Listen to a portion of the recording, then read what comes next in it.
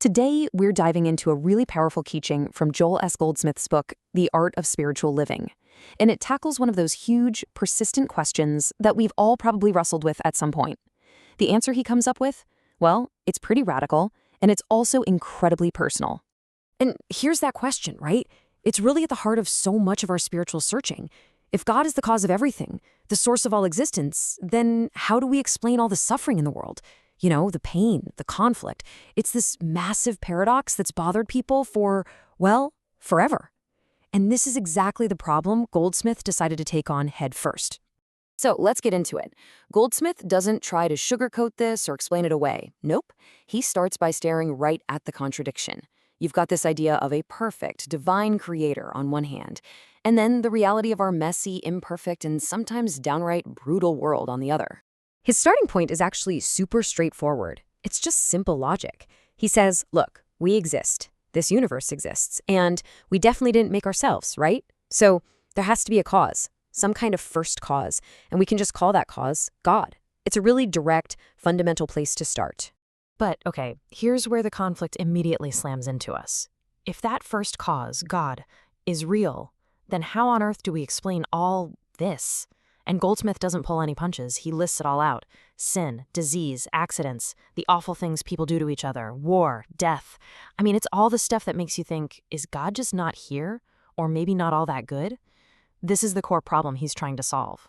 So where do you even begin to look for an answer to something that massive? Well, Goldsmith goes back to ancient scriptures, and in them he finds a clue. It's like this critical piece to the puzzle that he thinks most people have just missed. And it suggests our relationship with the divine isn't just a given. It's not automatic. It might actually be conditional. Take a look at this quote and pay really close attention to that very first word, if. Goldsmith says, that's the key. If ye abide in me. See, this isn't some blanket promise that applies to everyone all the time, no matter what. It's a promise that comes with a condition. It's saying you have to be in a specific state of being to unlock this harmony.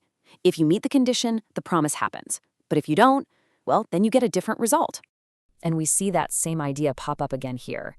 It says protection and peace aren't for everybody, universally. They're for the person who dwelleth in the secret place. It's kind of wild, right? It suggests two completely different realities can exist side by side.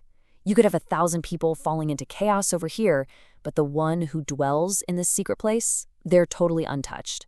It really drives home this idea that it all comes down to where you put your awareness. Okay, so this obviously brings up the biggest question of all. If our peace, our safety, our harmony, if it all depends on being in this secret place, then what is it? And where do we find it? For centuries, humanity looked for it out there, in the external world. But the huge revelation in this teaching, well, it points somewhere else entirely. And boom, here it is, the answer that changes everything. Goldsmith says this secret place, this kingdom, it's not a place on a map. You can't book a flight there.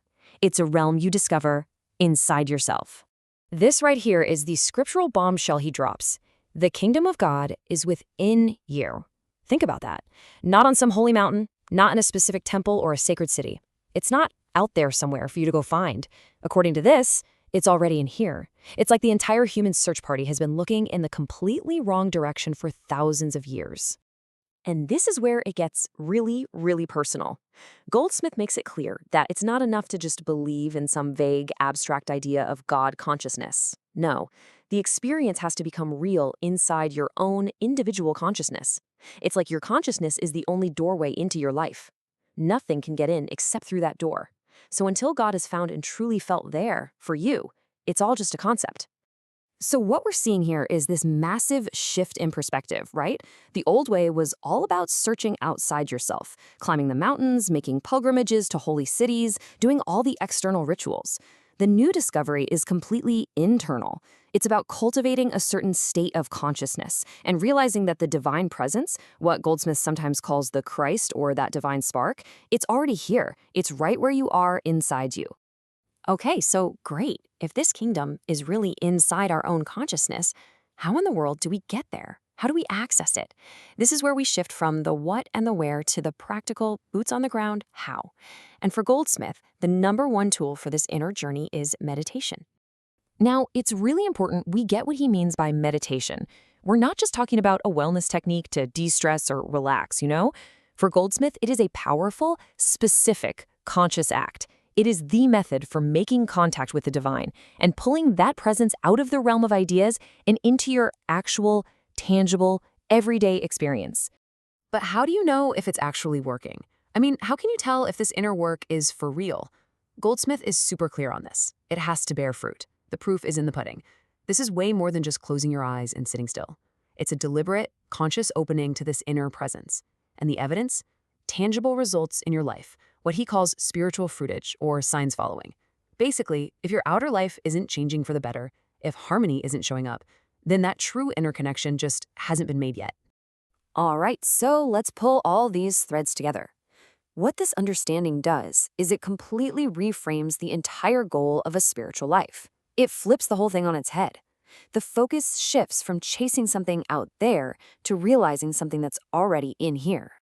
And you can see how this is a huge departure from a lot of common religious ideas, right?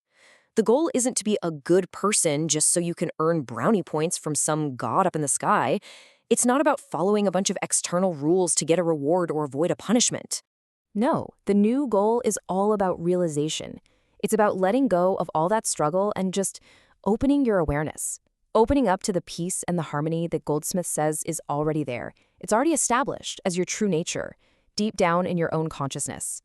And this is why it all matters so much. This is that fruitage we were talking about before. According to Goldsmith, this inner realization isn't just some nice, fuzzy feeling. It has deep, real-world, practical effects. It naturally starts to free you from the very things that cause all the suffering in the first place. You know, greed, hate, desire, injustice, all of it. And so after all that, this entire journey comes back to one single point: you. For thousands of years, we've been looking outside ourselves for answers, for peace, for God. This teaching flips that around and leaves us with one last, very personal question. If the kingdom of God really is within you, what do you think you could find if you finally decided to look there?